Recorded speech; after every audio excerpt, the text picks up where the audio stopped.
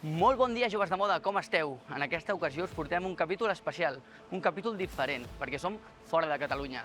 Hem viatjat fins al sud de l'Índia, a una illa que encara no està gaire massificada. Ens acompanyeu a conèixer el seu centre, les seves platges del sud i acabant a la seva caòtica capital? Benvinguts a Sri Lanka!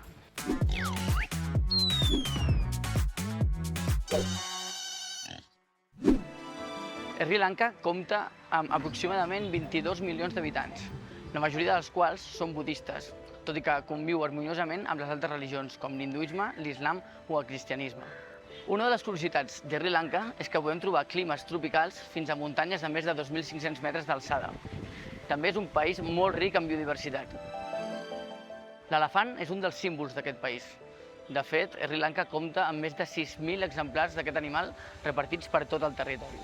Aquest vídeo no pretén ser una guia de viatge, simplement és un resum de la nostra ruta per Sri Lanka, que va començar a Dambulla.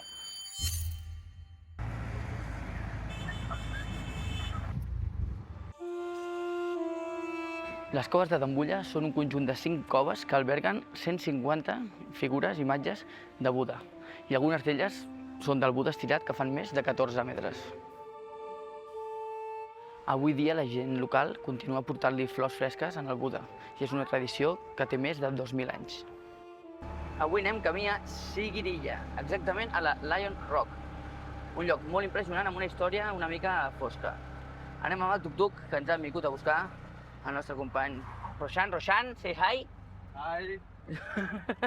Que ha sigut el nostre conductor aquests 2 dies. Som als peus de la Lion Rock. No sé com es veurà a la càmera, però des d'aquí és impressionant. Fins allà dalt de tot hem de pujar, no sé quantes mil escales. El Marc està preparat?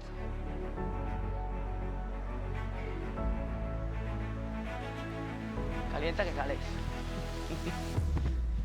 A mi em pots portar serps, llangardaixos, lleons, tigres, però les vespes em fan pànic. I aquí dalt hi ha uns rius gegants de vespes que es veu que registren molts ingressos durant l'any per picades d'aquestes vespes a gent d'aquí.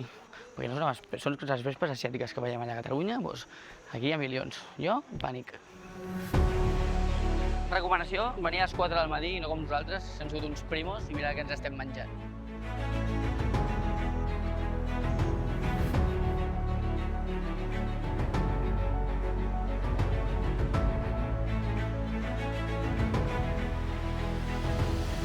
La part fosca d'aquest lloc que us volia explicar abans és que diu la història que en aquests terrenys de sota de la roca hi tenia el castell a l'antic rei d'aquesta zona, que tenia 2 fills. Què va passar? Que el fill gran, amb l'ajuda del seu cap militar, van decidir arrebatar el tron al seu pare forçadament. I no content amb això, va agafar el seu pare i li va dir que volia saber on tenia tots els tresors i totes les riqueses amagats. I el pare el va portar davant d'un d'aquests llacs que hi ha per aquí i li va dir: mira fill, això és la riquesa del nostre poble, l'aigua. El fill es va enfadar força fins al punt que van parar de viu en el seu pare. El fill gran, per por a venjança del seu germà petit, va decidir construir-se la fortalesa a damunt de tot de la roca, de la Lion Rock. Però el seu germà, com era de preveure, va agafar un exèrcit i va venir a atacar-lo.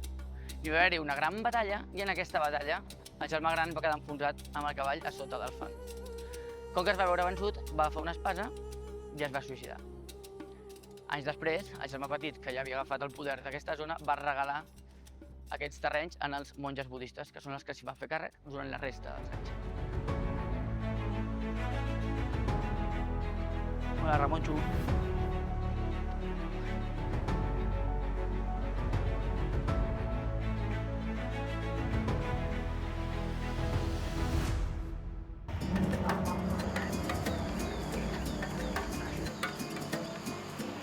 Doncs ja som aquí, hem arribat a la bulliciosa Kandy.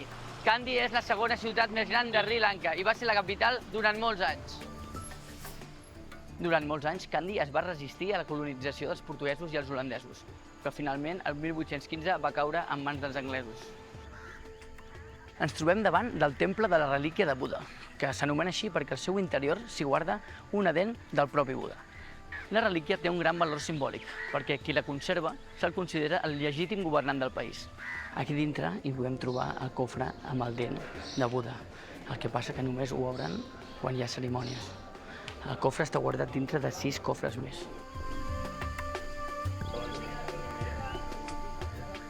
I amb aquestes magnífiques vistes al llac de Candy, ara vaig de tastar una samusa autèntica. Les que hi ha a Catalunya m'agraden, però aquesta té pinta de que picarà una mica més.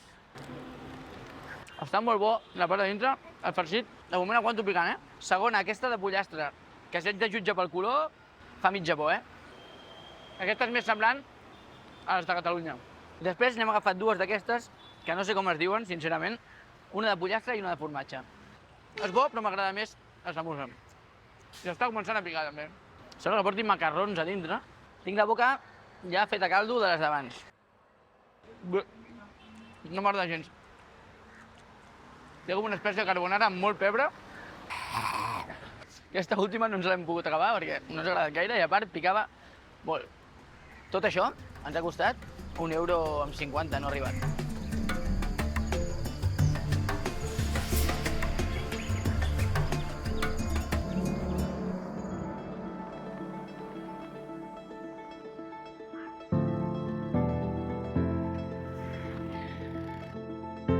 No, tot i que us sembli, no som al sud d'Anglaterra, som a Nuara Eliya.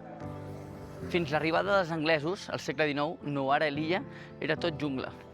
Però els anglesos van arribar aquí atrets pel seu clima, que era molt similar al d'Anglaterra, i sobretot pels seus recursos naturals, principalment l'aigua.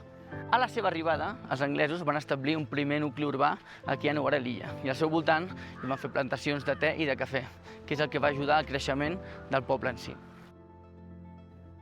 La fàbrica que hem visitat avui té 2.000 hectàrees i en aquestes 2.000 hectàrees hi treballen 600 dones recollint te 8 hores al dia, 7 dies a la setmana. Durant el dia. Després de la nit és on s'elabora el te a dins de la fàbrica.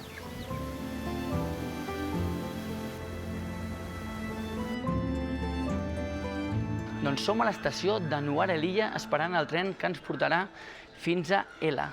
Aquest tren antigament s'utilitzava per transportar el te des d'aquí les muntanyes fins al seu lloc d'exportació.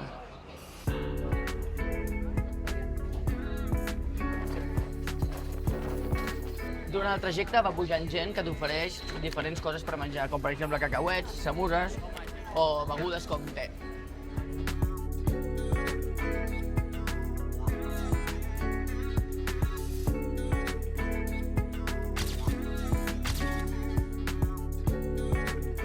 Al meu darrere hi teniu el pont dels 9 Arcs, que és possiblement el lloc més fotografiat de tot Sri Lanka. Per aquí passa el tren que hem agafat aquest matí.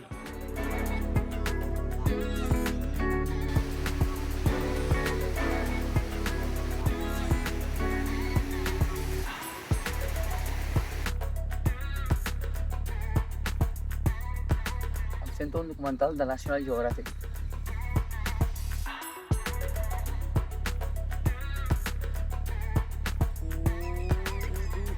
Ja ho tinc, no em porta.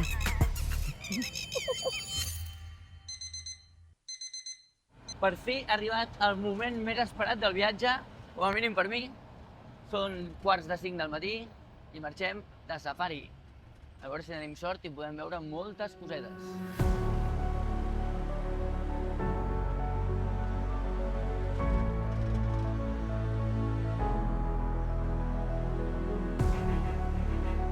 Doncs som al Parc Nacional de Yala. El Parc Nacional de Yala consta de 130.000 hectàrees, que estan dividides en 5 blocs, dels quals només 2 estan oberts al públic.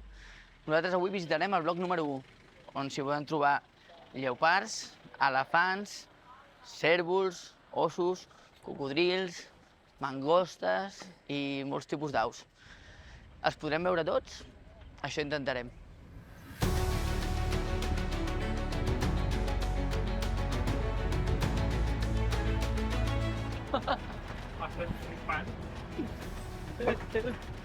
Anant a rally, estem anant a fondo, ha agafat el telèfon el noi i estem anant a fondo. Jo crec que han vist alguna cosa i s'avisen entre ells pel telèfon, entre els guies. Anem a mirar, anem a mirar.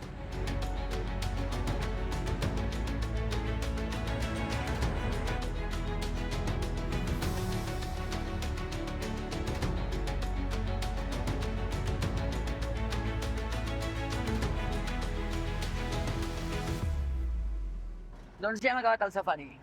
Hem aconseguit veure 4 dels 5 animals més difícils de veure. ens ha faltat l'os, que no l'hem pogut veure, però la resta els hem vist tots. Per tant, missió completa.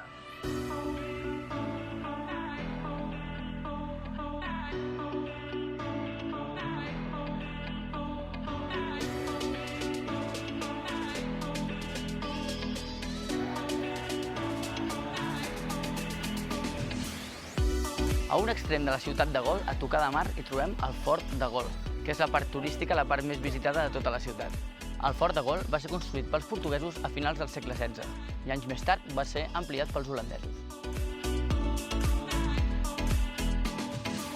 Quan travesses aquestes muralles tens realment la sensació de que has canviat de país. Això és bufar i fer ampolles. Això és bufar i fer pies. Això és bufar i fer ampolles. Això i bufar I fer ampolles. polles. Ampolles. Ampolles. I després d'uns dies de relax a la platja, acabarem les nostres hores a la capital, a Colombo. Des d'aquí és on demà agafarem l'avió que ens ha de portar fins a casa. Aprofito ara que som enmig del bulliciós mercat de Colombo per explicar-vos una mica sobre el menjar d'aquí. Jo estava bastant preocupat quan vaig venir perquè m'havien dit que aquí tot pica. I certament és veritat. La majoria de plats que són originaris d'aquí piquen. Encara que tu demanis amb molt poc picant o sense picant, us picaran. Dos dels plats típics que hem tastat aquí han sigut el kotu, que és una espècie de massa de farina tallada com si fossin tallarins i amb verdures, i estan saltejats en el wok. Una altra cosa molt típica d'aquí són els curris. Et posen un plat amb un bol o un plat d'arròs blanc i s'acompanya de curris de diferents tipus, curri groc, curri verd, curri vermell. Tots són picants. Una altra cosa molt típica d'aquí és la canyella. A part del te, la canyella de Ceylan també és una cosa molt típica d'aquí.